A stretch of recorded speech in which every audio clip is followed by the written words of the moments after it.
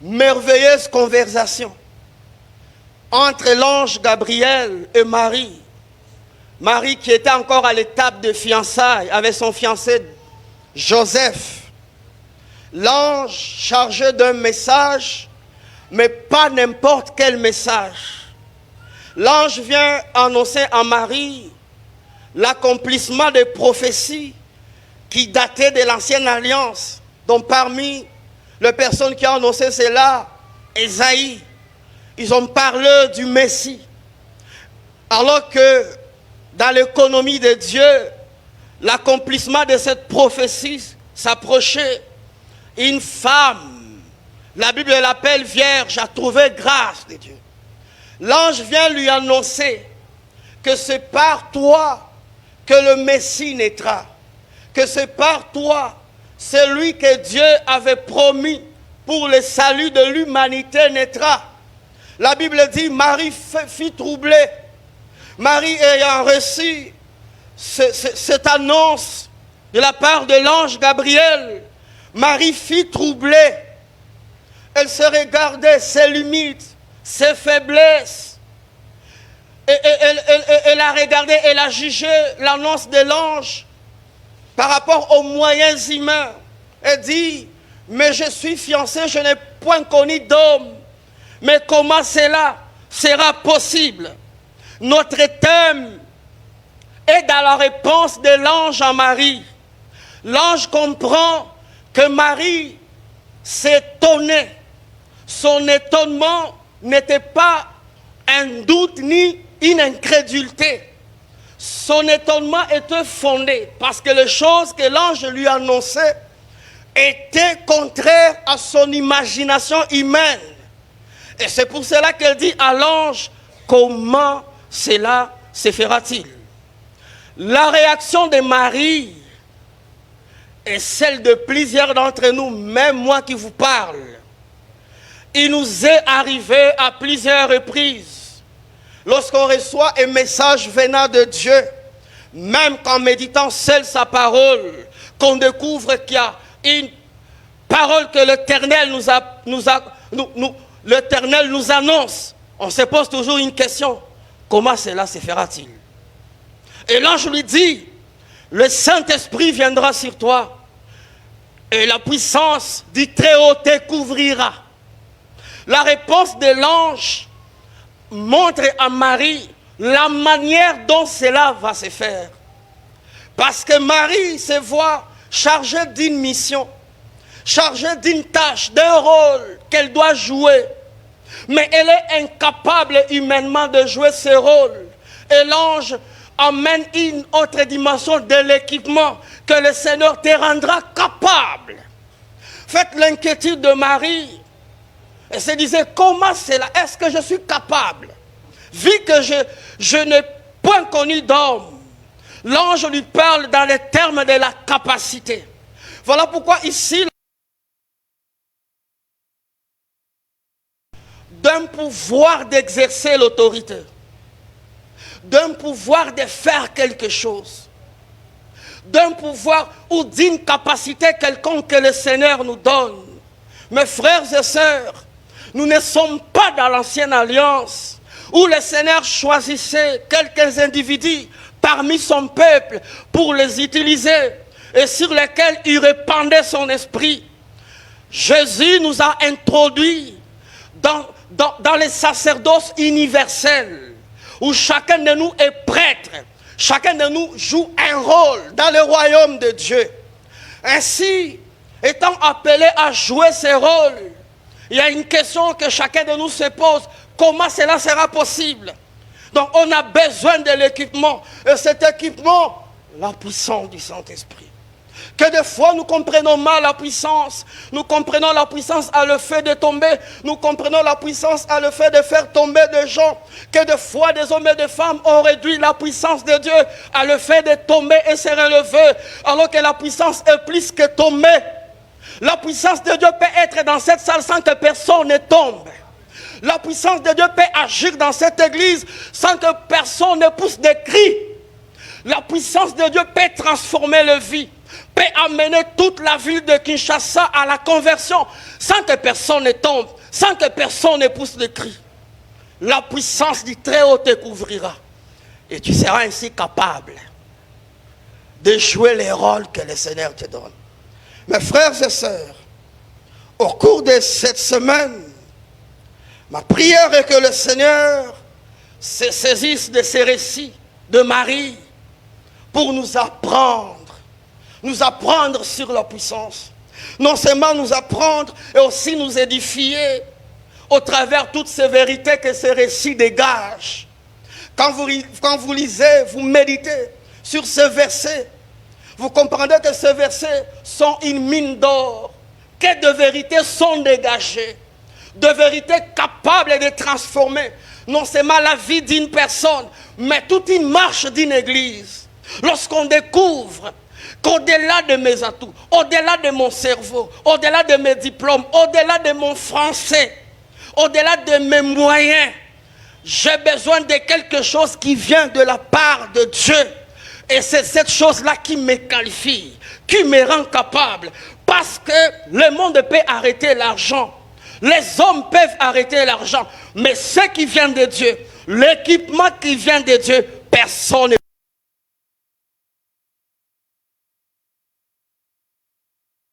de Jésus-Christ a besoin, est obligé à changer sa manière de voir les choses.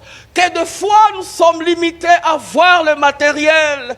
Que de fois nous nous occupons de matériel. Nous avons besoin des instruments. Nous avons besoin de bons micros. Mais nous oublions une chose. La puissance du Très-Haut te couvrira. Et tu seras ainsi capable. Notre message sera basé sur deux points. Premièrement, on verra les quelques vérités en rapport avec ces récits de Luc, le chapitre 1, le verset 34 au verset 35. Le deuxième point, si le Seigneur le permet, on verra ce qu'il nous faut pour bénéficier de ces revêtements. C'est vrai, en parlant, les choses vont bouger au-dedans de nous. C'est vrai, en appréhendant ces récits, les choses vont bouillonner au-dedans de nous. Mais il y a une question qu'on doit se poser. Comment? Que puis-je faire pour bénéficier de ce revêtement? Rapidement, mes frères et sœurs, quels sont les versets que ces récits dégagent? Quelles sont ces vérités que ces récits de Marie, de cette conversation entre Marie et l'ange Gabriel dégagent? Est-ce que c'est pour rien que ce récit est mentionné et maintenu dans la Bible? Pourquoi le Seigneur a voulu qu'au jour d'aujourd'hui, qu'on puisse revenir sur ces vérités, sur ces récits qui datent de milliers d'années? Pourquoi le Seigneur veut? Parce qu'il veut nous apprendre, parce qu'il y a des vérités qui peuvent changer nos vies si nous sommes conscients. J'aimerais donner ici la première vérité. Voici comment je l'ai nommée. La première vérité que nous retrouvons dans ce récit et que dans notre marche chrétienne, mes frères et sœurs, le Seigneur nous a confié des missions. Le Seigneur a confié à chacun de nous un rôle à jouer. Marie réagit parce que le Seigneur lui a demandé quelque chose. Tu vas porter un enfant. Le saint enfant qui naîtra de toi sera appelé le Fils du Très-Haut. Marie avait peut-être déjà fait le calcul avec Joseph, mais il voit qu'on l'attribue un autre rôle à jouer. Chacun de nous dans la marche avec Dieu n'est pas spectateur. Nous marchons avec lui, pas d'une manière passive, mais d'une manière active. Il y a toujours quelque chose qu'on doit faire. Un chrétien, un enfant de Dieu qui n'a rien à faire dans la maison de Dieu est malade. Parce que l'église n'est pas seulement comparée à un organisme, à une organisation, mais elle est aussi comparée à un organisme, comme un corps vivant. Le corps est composé de plusieurs membres. Les yeux ont un rôle à jouer. La bouche a un rôle à jouer. Les pieds ont un rôle à jouer. Si les yeux ne jouent pas leur rôle, le corps est malade. On va conduire le corps Chers médecins, la première vérité, c'est cela que nous devons saisir. Parce qu'on n'est pas saisir cette vérité, nous disqualifie du revêtement. Parce que beaucoup de personnes sont des missionnaires. Beaucoup de personnes sont des missionnaires. Ils ont reçu la puissance de Dieu. Ils ont reçu un revêtement. Pourquoi? Pour les intérêts personnels. Le Seigneur connaît tellement nos cœurs. On peut pleurer. On peut faire couler les larmes. Seigneur, je désire ta puissance. Mais est-ce que du fond de nos cœurs, quelle est la position que nous occupons? Serviteur ou patron? Acteur ou spectateur? Nous acclamons seulement les autres. La puissance du Saint-Esprit est le lot de ceux qui se décident d'écrire l'histoire avec Dieu. La puissance du Saint-Esprit est le lot de ceux qui s'élèvent dans sa maison. Parce que quand le Seigneur vous a placé dans une famille, dans une église, le Seigneur attend de vous des choses. Et ces choses-là, il n'y a que vous qui pouvez les faire. Qu'est-ce que vous faites dans la maison de Dieu? Qu'est-ce que vous faites dans le royaume de Dieu? Êtes-vous observateur des nations, observateur national ou international, ou vous êtes acteur? Êtes-vous acteur ou vous êtes la cause des problèmes? C'est pour cela que j'ouvre une parenthèse. Lorsque on ne fait rien pour Dieu, on est souvent la cause des problèmes. Parce que nous ne sommes pas occupés. Dans la maison de Dieu, il n'y a pas de chômeurs. Nous tous, nous avons quelque chose à faire. Mes frères et sœurs, cette vérité est importante. Déjà l'apôtre Pierre nous l'annonce dans 2 Pierre, le chapitre 2, le verset 9 et le verset 10. Que nous avons été un royaume de sacrificateurs, nous sommes obligés de servir au vertu de celui qui nous a appelés des ténèbres à sa lumière. Si le Seigneur Jésus m'a sauvé, il m'a racheté de puissance des ténèbres pour m'amener à sa lumière.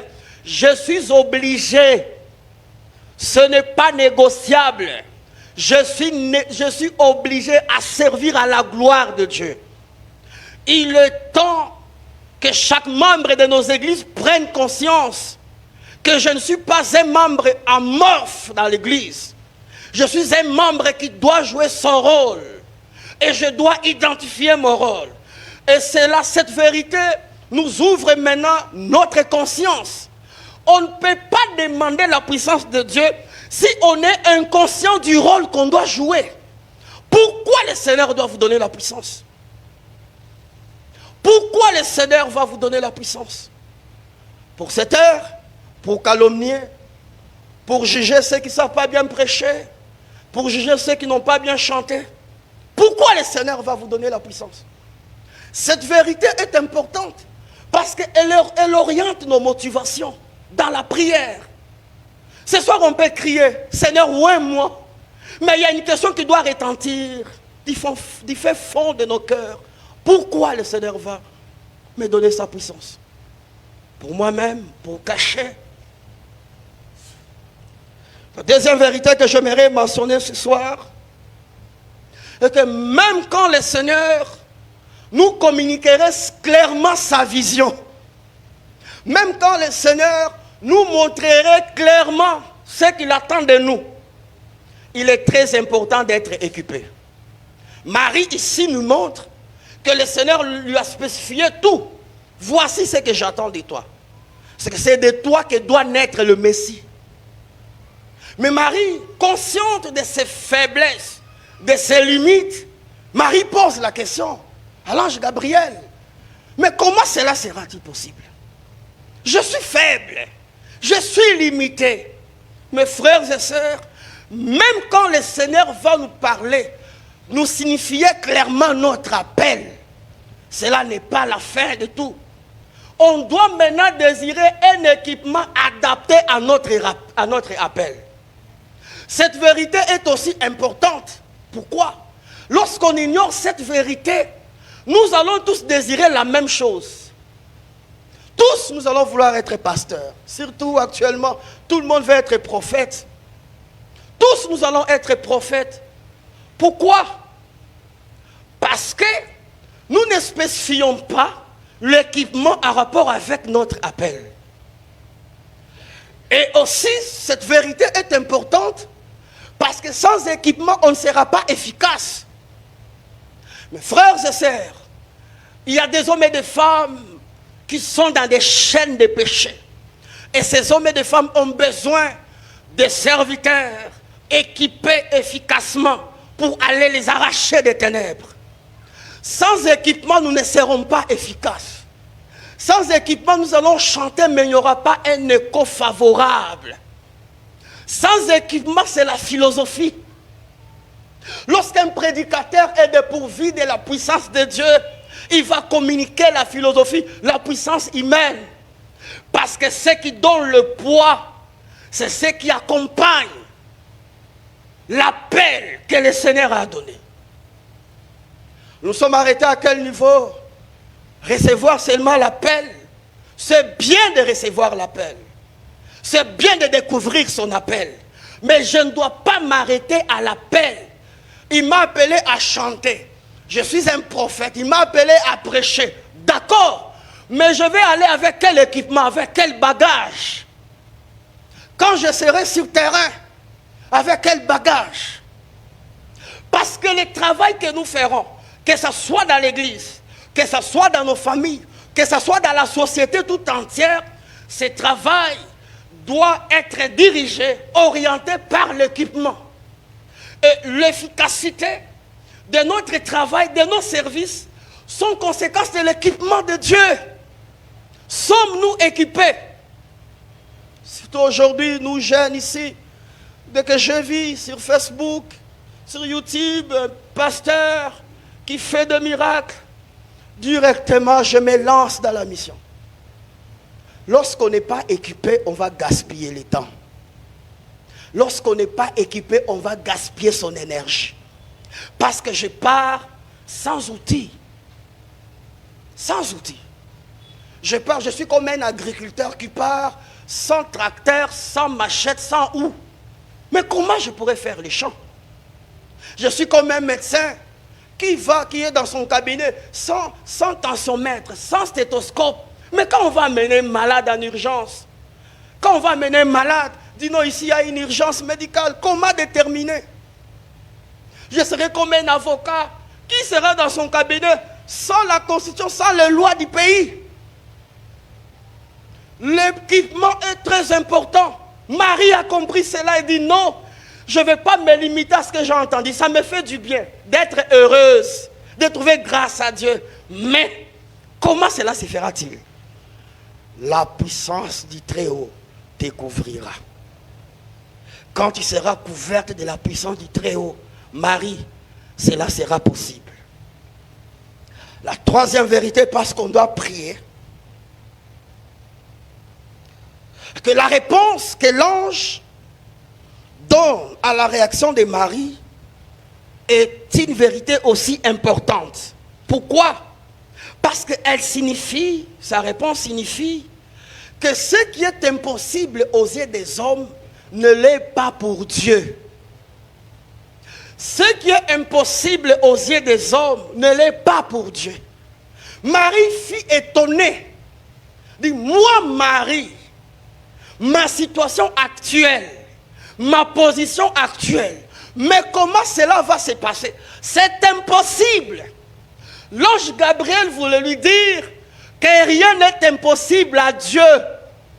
Mes frères et sœurs, cette vérité doit nous pousser à compter d'abord sur Dieu que sur nos efforts humains.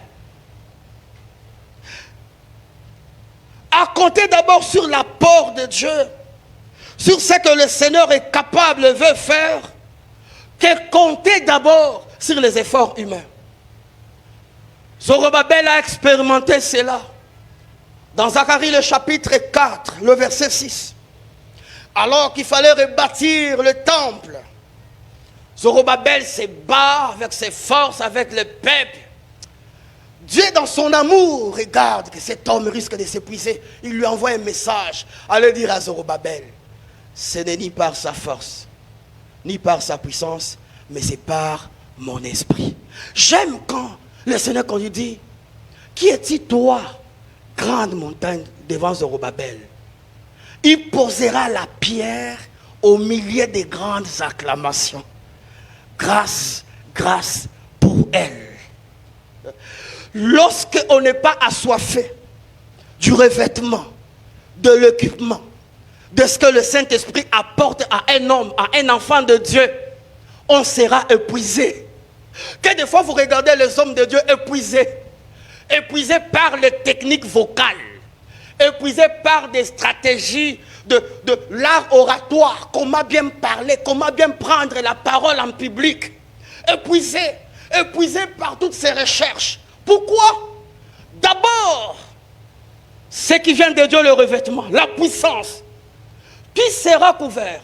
La puissance du Très-Haut te couvrira. Et après, humainement, tu peux accoucher. Tu peux maintenant aller à la maternité. Pour concevoir Marie, la naissance miraculeuse de Jésus, d'abord, que la puissance du Saint-Esprit te couvre. Et après, tu iras à 9 mois à la maternité. Les efforts humains doivent venir en dernière position. D'abord Dieu. Parce que le Dieu qui m'a appelé, le Dieu qui m'a confié des tâches, un rôle à jouer dans la société, dans l'église, c'est le même qui connaît la proportion de l'équipement dont j'ai besoin. Si je veux faire les choses par moi-même, je ne connais pas ce que demande les services de Dieu. Je ne connais pas ce que demande éduquer un enfant. Je ne connais pas ce que demande évangéliser. Je ne connais pas ce que demande chanter. Et je dois faire recours à celui qui m'a appelé, à la source. Donc Marie fait recours à la source. C'est de toi qu'est venue cette parole. Dis-moi comment cela doit se faire. Nous sommes tellement pressés. Dès qu'on m'aimait, c'est toi qui prêches ce dimanche. Je dis, j'ouvre ma Bible, je lis. Je prends mon dictionnaire français. Je vois quelques concepts de ce thème. Je viens, je donne. Est-ce que le Seigneur m'a équipé? L'Église, à ce temps, perd des fois l'efficacité parce que le regard n'est pas tourné premièrement vers ce qui doit venir de Dieu. Mais le regard est tourné vers l'homme. Il connaît bien chanter. Il connaît bien prêcher.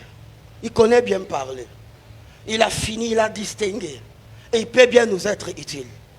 C'est le Seigneur Dieu, le maître de l'œuvre. Que l'œuvre soit générale ou spécifique. Que c'est le Seigneur, le maître du ministère. Ce n'est pas mon ministère. C'est le service de Dieu. Il faut que celui qui m'a amené à ce service m'équipe. Mais ce qui sera impossible devant les hommes, c'est pour cela. Quand vous êtes équipé, vous vous étonnez de ce que vous faites. Vous vous étonnez de la manière dont vous avez prêché. Vous vous étonnez de la manière dont vous avez prononcé certaines choses. Et aussi lorsqu'on prend conscience que humainement c'est impossible, ça nous conduit à l'humilité. C'est ce résultat parce que je suis sous une couverture de la puissance du Saint-Esprit. Enfin, la quatrième et la dernière vérité, que le revêtement que le Seigneur nous donne de sa puissance, c'est pour la mission et non pour nos intérêts personnels. L'équipement ou la puissance que le Seigneur doit nous donner, elle est pour la mission. Il est pour l'intérêt du royaume et non nos intérêts personnels et égoïstes. Mes frères et sœurs, c'est là le premier blocage. Beaucoup de personnes sont bloquées. Ils ne reçoivent rien de Dieu. Pourquoi? Tout a commencé. Pourquoi? Pour quel but? Pour moi-même. Lorsque le Seigneur m'équipe, c'est pour que les autres puissent bénéficier quelque chose qui vient de Dieu au travers moi. Nous avons reçu Jésus. Étant Dieu dans son humanité, il est venu dans ce monde au travers Marie.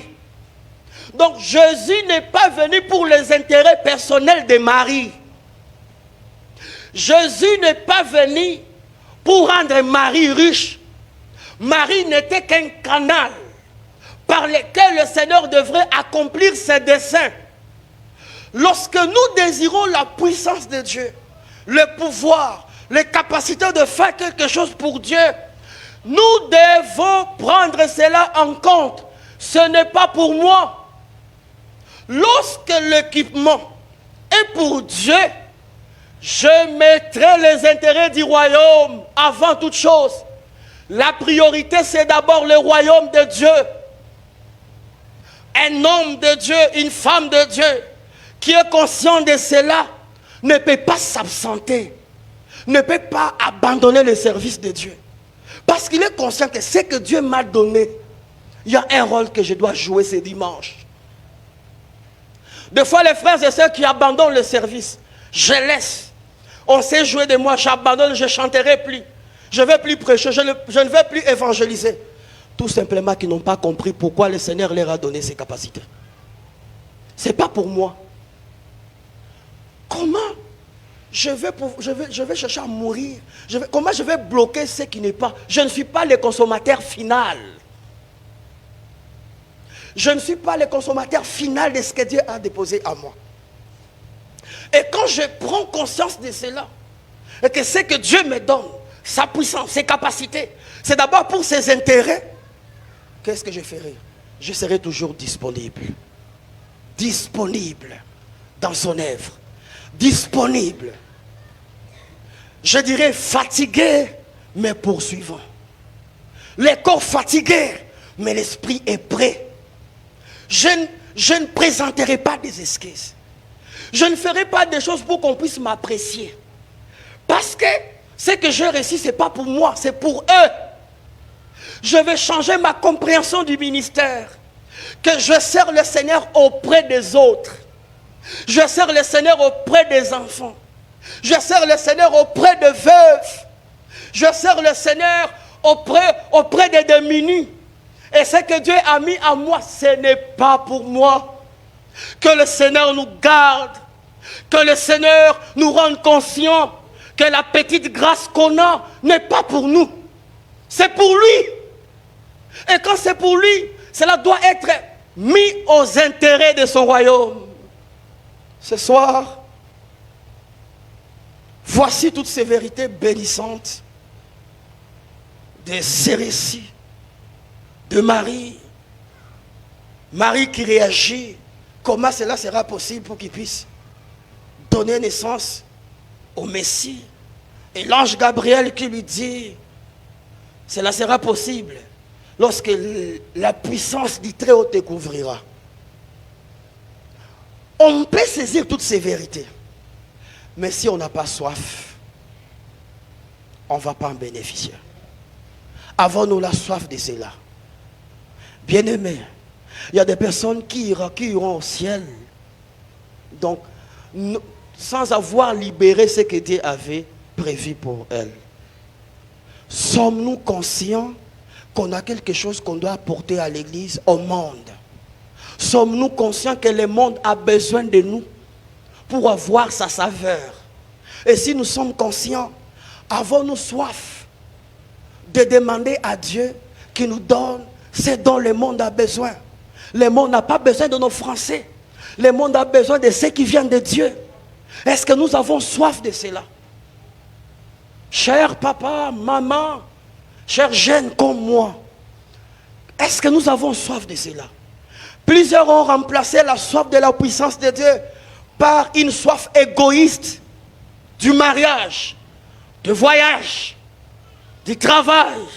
Pendant que vous cherchez le travail, il y a des âmes qui périssent, qui n'ont besoin que de vous. Ces âmes-là, certaines sont dans votre famille. Certaines sont dans cette église. Pendant que vous voulez voyager, il y a une maladie dans cette église qui n'a besoin que de votre prière pour la guérison. Est-ce qu'avons-nous soif? Ce soir, je ne sais pas la position qu'on va prendre, mais nous allons le faire selon notre soif.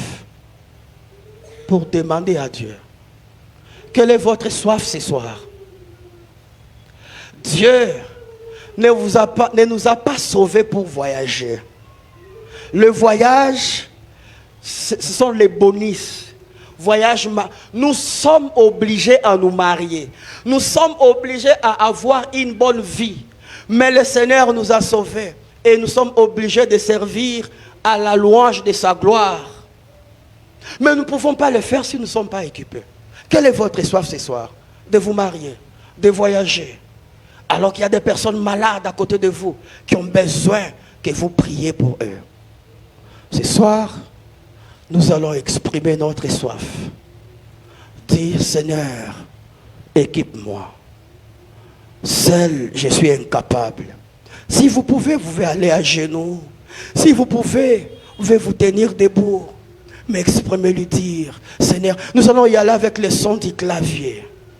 Alors le clavier peut monter, nous allons, Seigneur, ton église a besoin de la puissance du Saint-Esprit. Ton église a besoin de la puissance du Saint-Esprit.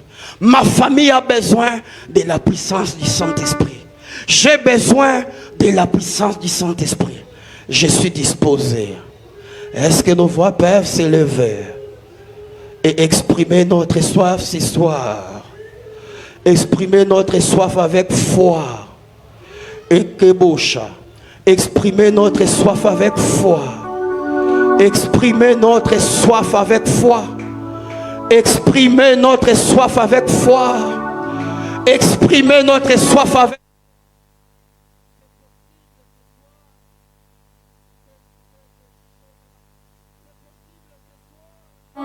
que le ciel s'ouvre et qu'en ces lieux, sa puissance remplisse ces lieux. C'est possible ce soir que le Seigneur nous fasse cette grâce en déversant sur chacun de nous la puissance de son esprit. Nous avons soif de sa puissance ce soir. Debo shakarabos.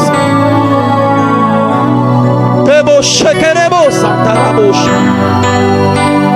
Debo shetebo sukaba santarabos. Debo sheterebo. Je suis limité, je suis limité. Je suis limité, je suis limité. Il n'y a rien que je puisse faire par moi-même. Ce soir, remplis-moi. Ce soir, remplis-nous. Ce soir, remplis ton église. Ce soir, remplis ton peuple. Ce soir, remplis tes serviteurs. Ce soir, remplis ces hommes et ces femmes que tu as sauvés, que tu as rachetés, que tu as appelés. C'est notre soif ce soir.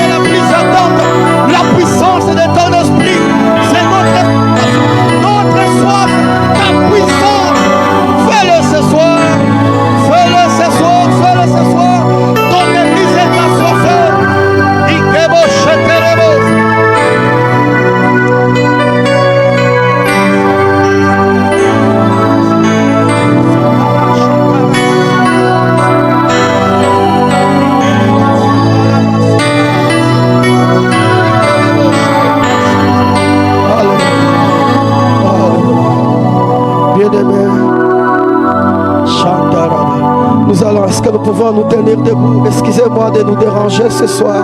Est-ce que nous pouvons nous tenir debout?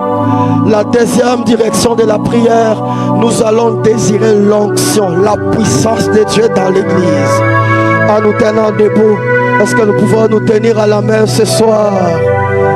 Signe d'un commun accord. Nous allons demander cela d'un commun accord. Est-ce que nous pouvons nous tenir main à la main ce soir? Et cela, c'est signe d'unité de la foi, d'un commun accord. Nous allons demander cela à Dieu. Nous allons prier pour notre église.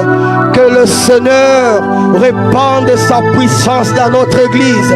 Que la puissance du Très-Haut couvre notre église. Que la puissance de Dieu soit le partage de notre église. Est-ce que nos voix peuvent se lever?